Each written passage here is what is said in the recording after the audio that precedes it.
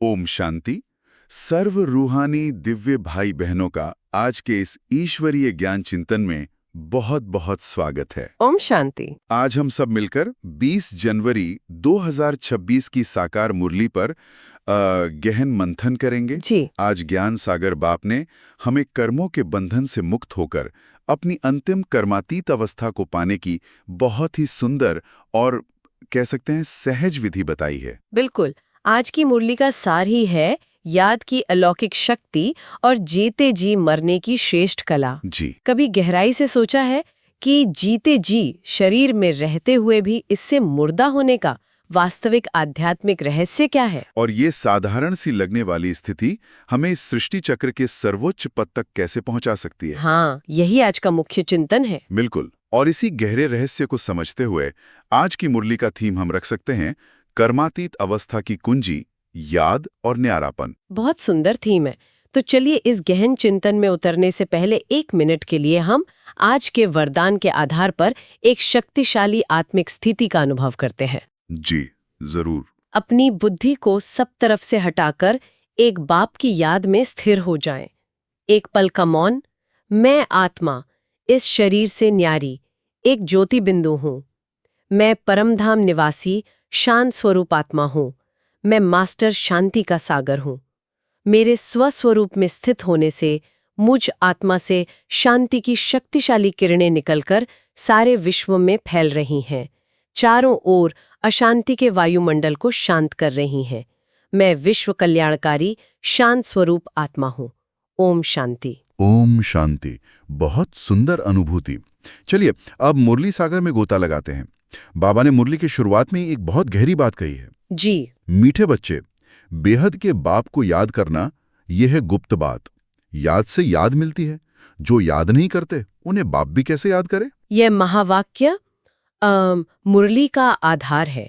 परमपिता परमात्मा शिव बाबा इसे गुप्त बात क्यों कहते हैं? हाँ, ये प्रश्न उठता है। क्योंकि याद एक आंतरिक रूहानी यात्रा है। यह बाहर से किसी को दिखाई नहीं देती। कोई कर्मकांड नहीं है। बिल्कुल। ये आत्मा और परमात्मा के बीच का एक निजी, मौन और सबसे शक्तिशाली संबंध है। और याद से याद मिलती है, इसका सिद्धांत एक तरह से रूहानी लेन देन की तरह है। अच्छा। जब हम बच्चे सच्चे दिल से बाप को याद करते हैं तो हमारी याद की तरंगे बाप तक पहुंचती हैं और फिर प्रत्युत्तर में बाप की शक्तियां, गुण, उनकी याद की किरणें हमें मिलती हैं, जिससे हमारी आत्मा रूपी बैटरी चार्ज होती है। जी। ये एक 2 वे कनेक्शन है। अगर हम याद का स्विच ऑन ही नहीं करेंगे तो बाप की शक्तियां हम तक कैसे पहुंचेंगी? बिल्कुल सही। और इसी आंतरिक यात्रा को और स्पष्ट करते हुए आज मुरली में प्रश्न है, संगम पर तुम बच्चे कौन सी पढ़ाई पढ़ते हो जो सारा कल्प नहीं पढ़ाई जाती? इसका उत्तर बहुत ही अनूठा और गहरा है। ये वो पढ़ाई है जो केवल संगम युग पर ही बाप आकर सिखाते हैं। क्या कहते हैं बाबा? बाबा कहते हैं, जीते जी शरीर से न्यारा अर्थात मुर्दा होने की पढ़ाई अभी पढ़ते हो क्योंकि तुम्हें कर्मातीत बनना है। जीते जी मुर्दा, इसको थोड़ा विस्तार से समझना होगा। हाँ, क्योंकि इसका अर्थ कोई शारीरिक मृत्यु या कर्म संन्यास नहीं है। इसका अर्थ है इस शरीर में रहते हुए इससे संपूर्ण रूप से डिटैच, न्यारा रहना। ये अनुभव करना कि मैं आत्मा मालिक हूँ, ये शरीर मेरा वस्त्र है। बिल्कुल। जैसे कोई एक्टर अपना कॉस्ट्यूम पहनकर पार्ट बजाता है, पर वो जानता है कि मैं ये कॉस्ट्यूम नहीं हूँ, मैं तो इससे अलग हूँ। और इस पढ़ाई का मुख्य लक्ष्य ही कर्मातीत अवस्था को पाना है। जी, कर्मातीत अवस्था यानी कर्मों के अच्छे बुरे बंधन से, विकर्मों के प्रभाव से पूरी तरह से मुक्त हो जाना। क्योंकि जब तक पुराने कर्मों का बोझ है तब तक आत्मा हल्की होकर वापस घर नहीं जा सकती। सही बात है। और बाबा यहाँ एक बहुत बड़ी भ्रांति भी दूर करते हैं। दुनिया में कहते हैं मन जीते जगत जीत। हाँ, ये तो बहुत प्रचलित है। लेकिन बाबा कहते हैं जब तक ये शरीर है मन को शून्य या अमन नहीं किया जा सकता। संकल्प तो चलेंगे ही। तो फिर यथार्थ क्या है? बाबा का यथार्थ महावाक्य है, मन जीते जगत जीत नहीं, लेकिन माया जीते जगत जीत। वाह! मतलब मन को माया यानी 5 विकारों के प्रभाव से मुक्त करना है। जी। काम, क्रोध, लोभ, मोह, अहंकार, इनके प्रभाव से मुक्त होना ही असली विजय है और यही इस पढ़ाई का लक्ष्य है। बहुत स्पष्ट। बाबा ने आज ज्ञान के कई और रत्नों पर भी प्रकाश डाला है। सबसे पहले नए आने वालों के लिए दो बाप का परिचय। जी, ये तो ब्रह्मा कुमारी इसके ज्ञान का फाउंडेशन है। बाबा कहते हैं कोई भी नई आत्मा आए तो सबसे पहले उसे हद और बेहद के बाप का परिचय दो। एक हद का लौकिक बाप, जो इस विनाशी शरीर का पिता है और जिससे अल्पकाल का वर्षा मिलता है, और दूसरा बेहद का पारलौकिक बाप, हम सभी आत्माओं के पिता परम पिता परमात्मा शिव, जिनसे 21 जन्मों का अविनाशी सुख का वर्षा मिलता है। बिल्कुल, ये भेद बुद्धि में स्पष्ट होना ही रूहानियत की यात्रा का पहला कदम है। मुरली में विनाशकाले विपरीत बुद्धि का भी जिक्र है। हाँ, और बाबा ने इसके बहुत स्पष्ट उदाहरण भी दिए हैं। क्या उदाहरण है? बाबा बताते हैं कि कलयुग अंत में मनुष्य बुद्धि विपरीत कैसे हो गई है। शास्त्रों में 84 लाख योनियों का वर्णन है, तो मनुष्यों ने अज्ञानवश बाप को भी उन 84 लाख जन्मों में ले आए हैं। मतलब परमात्मा को भी जन्म मरण के चक्र में ले आए? जी, कह देते हैं कि परमात्मा तो कुत्ते, बिल्ली, जीव जंतु, कण कण, पत्थर भित्तर सब में है। बाबा इसे अपनी बेहद की ग्लानि कहते हैं। सोचने वाली बात है, जो पतित पावन है वो स्वयं दुर्गति को कैसे पा सकता है? यही तो विपरीत बुद्धि की निशानी है। इसी तरह सुख दुख को लेकर भी एक उदाहरण दिया है। बिल्कुल, कई ज्ञानी ध्यानी भी कहते हैं कि सतयुग और कलयुग एक ही बात है, या जिसे यहाँ थोड़ा सुख मिला वो स्वर्ग में है और जिसे दुख मिला वो नरक में। बाबा कहते हैं ये भी घोर अज्ञान है। हाँ, क्योंकि सतयुगी सुख तो है ही अप्राकृतिक अशरीरी सुख, जहाँ दुख का नाम निशान नहीं होता। इस कलयुगी कांटों के जंगल में उसकी कल्पना भी नहीं की जा सकती। तो गोल्डन एज और आयरन एज को एक समझना ये भी विपरीत बुद्धि है। जी बिल्कुल। पढ़ाई और पद को लेकर भी बाबा ने आज बहुत स्पष्टता दी है। बाबा एक सच्चे शिक्षक की तरह हमें आईना दिखाते हैं। वे समझाते हैं कि ये रूहानी पढ़ाई है और सब एक जैसी धारणा नहीं करते।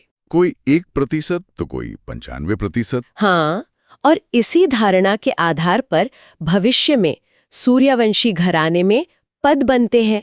राजा, रानी, प्रजा, साहूकार, सब। बाबा तो बच्चों की आंतरिक स्थिति को भी जानते हैं। जी, वे कहते हैं कि कई बच्चे लज्जा के मारे सबके साथ हाथ तो उठा देते हैं कि हाँ बाबा, हम लक्ष्मी नारायण बनेंगे, लेकिन दिल में समझते हैं कि हमारे कर्म तो ऐसे नहीं हैं। बिल्कुल, वो सोचते हैं हम ये कैसे बन सकेंगे। बाबा कहते हैं ये देह अभिमान है। सच्चाई से अपनी स्थिति को स्वीकार करना और फिर उसे बदलने का पुरुषार्थ करना, यही सच्ची बहादुरी है। स्वदर्शन चक्र और ड्रामा की हुबहू पुनरावृत्ति के बारे में भी बहुत सुंदर रीति से समझाया गया है। हाँ, बाबा कहते हैं हम 100 ब्राह्मण हैं, फिर देवता, क्षत्रिय, वैश्य, शूद्र बनेंगे। इस 84 जन्मों के चक्र को बुद्धि में फिराना ही स्वदर्शन चक्रधारी बनना है। और ये ज्ञान सिर्फ संगम युगी ब्राह्मण बच्चों को ही होता है। जी, सतयुगी देवताओं को भी अपने 84 जन्मों का ज्ञान नहीं होता, और ड्रामा का ज्ञान ये तो निश्चय नींव है कि हर सेकंड जो बीत रहा है वो 5000 वर्ष बाद कल्प कल्प हूबहू रिपीट होगा। ये स्मृति हमें हर कर्म श्रेष्ठ करने की प्रेरणा देती है, क्योंकि यही कर्म फिर से दोहराया जाएगा। ये हमें अचल अडोल बनाती है। अब आते हैं मुरली के सबसे महत्वपूर्ण पहलू पर, योग यानी याद की यात्रा। बाबा ने आज याद को लेकर सबूत मांगा है। जी, ये बहुत ही दिल को छूने वाला बिंदु है। बाबा कहते हैं कि याद एक गुप्त बात है, लेकिन उसका सबूत है सर्विस। सर्विस कैसे सबूत है? बाबा कहते हैं अगर कोई बच्चा 3-4 महीने पत्र नहीं लिखता, अपनी रूहानी सर्विस का समाचार नहीं देता, तो बाबा क्या समझते हैं? क्या समझते हैं? बाबा कहते हैं या तो बच्चा मर गया, मतलब ज्ञान से चला गया, या माया की बीमारी में है। अच्छा, तो याद का सबूत है बाप को अपना सच्चा पोता मेल और समाचार देना। देह अभिमान के कारण बच्चे ये नहीं करते। बाबा से अपनी कमजोरी छिपाना, मतलब बाप की मदद के दरवाजे स्वयं के लिए बंद करना। सच्चा समाचार देना ही बाप से शक्ति लेने का साधन है। और जो नशा सर्वशक्तिवान बाप हमें चढ़ाते हैं वो तो अलौकिक है। बिल्कुल, बाबा कहते हैं ये रूहानी नशा और खुशी सदा रहनी चाहिए कि हमको भगवान पढ़ाते हैं। इस एक स्मृति में ही सारी प्राप्तियां समाई हुई हैं। सोचिए, त्रिलोकीनाथ, ज्ञान के सागर, स्वयं परमपिता परमात्मा हमारा शिक्षक है। हम कोई साधारण किताब नहीं पढ़ रहे। हम विश्व की बादशाही लेने के लिए बेहद के बाप से डायरेक्ट पढ़ रहे हैं। जी, ये कोई साधारण गीता पाठ जैसा नहीं है, ये स्वयं भगवानुवाच है। इस नशे में रहने से ही आत्मा अपार खुशी में नाचती रहेगी और माया पास नहीं आएगी। बहुत सुंदर। आज की मुरली से धारणा के लिए बाबा ने 2 मुख्य बिंदु दिए हैं। चलिए उन पर विस्तार से बात करते हैं। जी, पहला बिंदु है शरीर से न्यारी आत्मा हूं, जीते जी इस शरीर में रहते जैसे मुर्दा। इस स्थिति के अभ्यास से कर्मातीत अवस्था बनानी है। इसका अभ्यास कैसे करें? दिनचर्या में से कैसे लाएं? दिन में बार बार ट्रैफिक कंट्रोल में या चलते फिरते हर घंटे में 1 मिनट निकालकर यह स्व मान लें कि मैं आत्मा इस शरीर से अलग हूं, मैं शरीर की मालिक हूं। मैं इन आंखों से देख रहा हूं, पर मैं आंखें नहीं हूं, मैं आत्मा हूं। बिल्कुल। इस अभ्यास से धीरे धीरे देहभान टूटेगा और आत्मिक स्थिति पक्की होगी, जिससे कर्मों का प्रभाव आत्मा पर नहीं चढ़ेगा। और दूसरा बिंदु सेवा से जुड़ा है, जो बहुत ही व्यवहारिक है। जी, दूसरा बिंदु है सर्विस का सबूत देना है। देहभान को छोड़ अपना सच्चा सच्चा समाचार देना है, पास विद ऑनर होने का पुरुषार्थ करना है। इसका गहरा अर्थ है, बाप से कोई पर्दा नहीं, कोई छिपाव नहीं। बिल्कुल। अपनी कमजोरियों को भी सच्चाई से बताकर मदद लेनी है। जब हम बाबा को अपना सच्चा समाचार देते हैं तो हम हल्के हो जाते हैं और बाबा की शक्तियां हमें डबल मदद करती हैं। और लक्ष्य ऊंचा रखना है। हाँ, सिर्फ पास नहीं होना, पास विद ऑनर होना है। मतलब फर्स्ट डिवीजन में आकर राज्य अधिकारी बनना है। आज का वरदान भी बहुत शक्तिशाली और समय की आवश्यकता के अनुसार है। अपने शांत स्वरूप स्टेज द्वारा शांति की किरणें फैलाने वाले मास्टर शांति सागर भव। बाबा हमें विश्व की वर्तमान स्थिति याद दिला रहे हैं। चारों ओर अशांति की आग लगी हुई है और अशांति के कारण दिन प्रतिदिन बढ़ रहे हैं। जी। ऐसे समय पर अगर हम सिर्फ स्वयं शांत रहने का भी पुरुषार्थ करेंगे तो भी दूसरों का अशांति का वायुमंडल हमारी अवस्था को हिलाने की कोशिश करेगा। तो हमें क्या करना है? ऐसे समय पर हम मास्टर शांति के सागर बच्चों का कर्तव्य है कि अपनी शांत स्वरूप स्थिति में टिककर विश्व को शांति के वाइब्रेशन फैलाएं। ये साइलेंस की शक्ति द्वारा की जाने वाली सबसे बड़ी विश्व सेवा है। और स्लोगन भी बहुत प्रेरणादायक है। बाप के सर्व गुणों का अनुभव करने के लिए सदा ज्ञान सूर्य के सम्मुख रहो। ये बहुत सुंदर उपमा है। हाँ, जैसे भौतिक सूर्य के सामने रहने से शरीर को विटामिन डी और प्रकाश मिलता है, वैसे ही ज्ञान सूर्य शिव बाबा की याद में उनके सम्मुख रहने से उनकी सर्व शक्तियां और गुण हम आत्मा में स्वतः ही समाते जाते हैं। जी।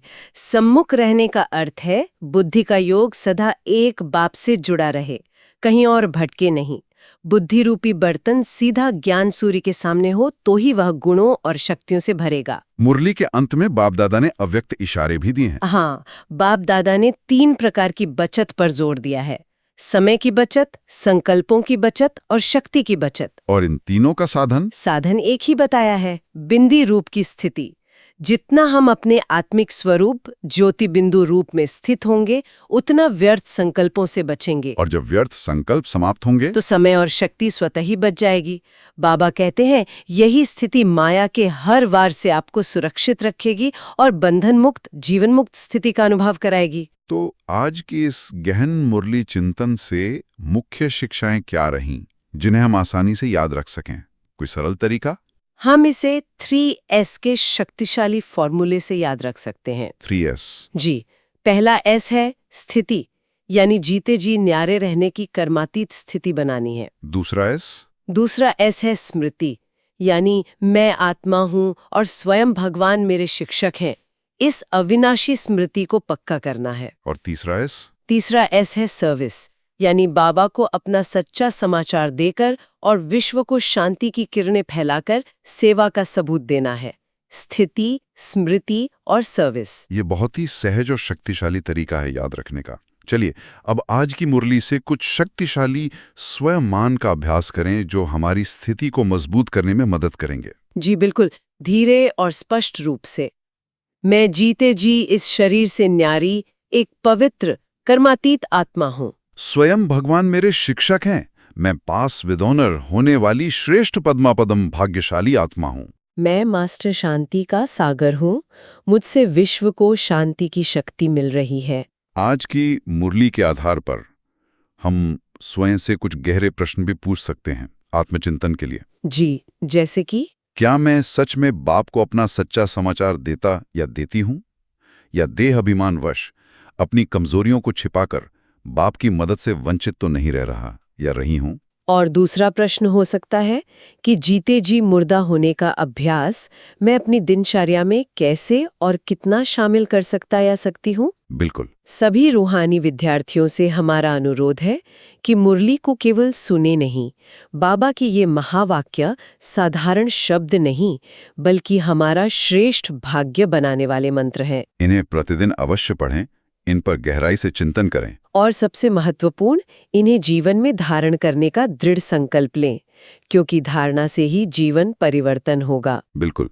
और आज आपने मुरली से क्या नया सीखा या कौन सा बिंदु जीवन में लागू करने का संकल्प लिया, उसे कमेंट सेक्शन में अवश्य लिखें। जी, आपका अनुभव और मंथन अन्य आत्माओं को भी बहुत प्रेरणा और शक्ति देगा। अच्छा, मीठे मीठे सिकीलेधे बच्चों प्रति माता पिता बाप दादा का याद प्यार और गुड मॉर्निंग। रूहानी बाप की रूहानी बच्चों को नमस्ते। हम रूहानी बच्चों की रूहानी माता पिता बाप दादा को याद प्यार, गुड मॉर्निंग और नमस्ते। ओम शांति।